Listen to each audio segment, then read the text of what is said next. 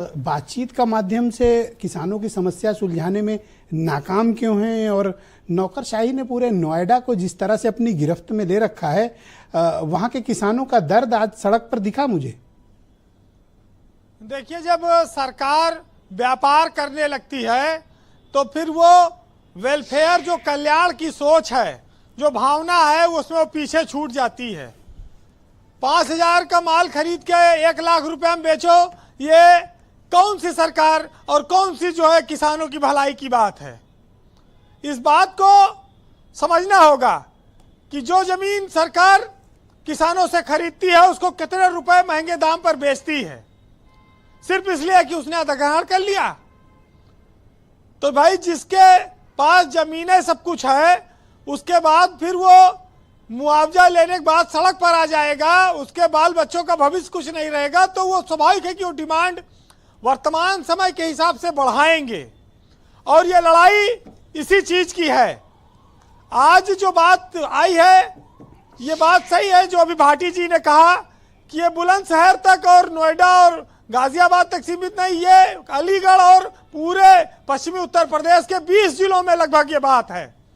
और ये एक आंदोलन कई दिनों से चलता रहा, बार बार चलता रहा। कहा भी गया सरकार से कि यूपी में बात करेंगे, 1 तारीख तक अगर बात नहीं करोगे तो फिर हम दिल्ली कूच कर जाएंगे। ये सब बातें लगातार हो रही हैं।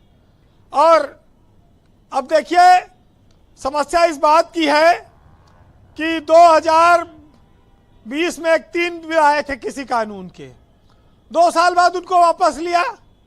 2 साल वो आंदोलन चला किसानों का। तो वो आंदोलन, और सरकार कहती कि अन्नदाता है।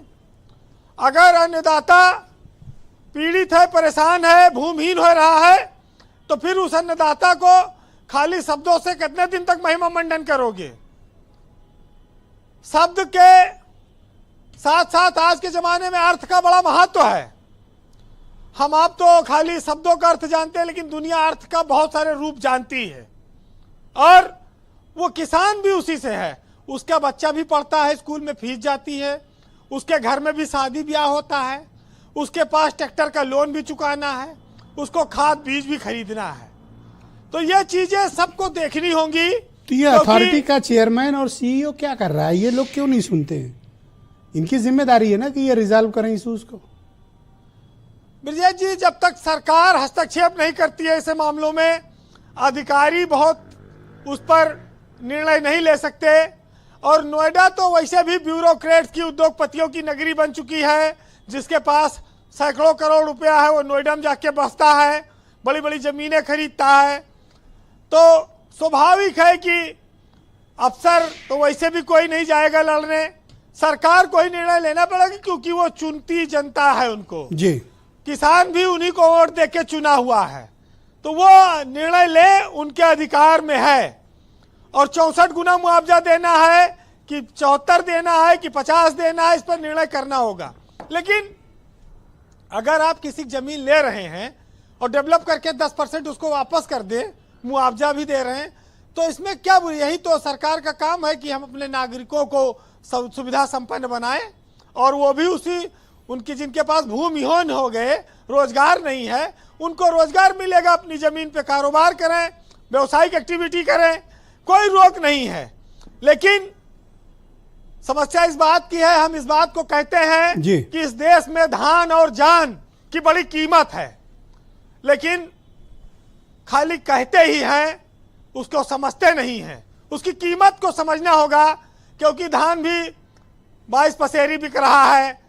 किसानों का धान कैसे खरीदा जाता है आप जान रहे हैं, और किसान आंदोलन में कितनी जान चली गई ये भी लोग देखे हैं जी। तो संवेदनशील बनना होगा, किसी सरकार से शिकवा शिकायत नहीं। जो सरकार है वो किसान को जितना दे सकती है दोनों हाथ से दे।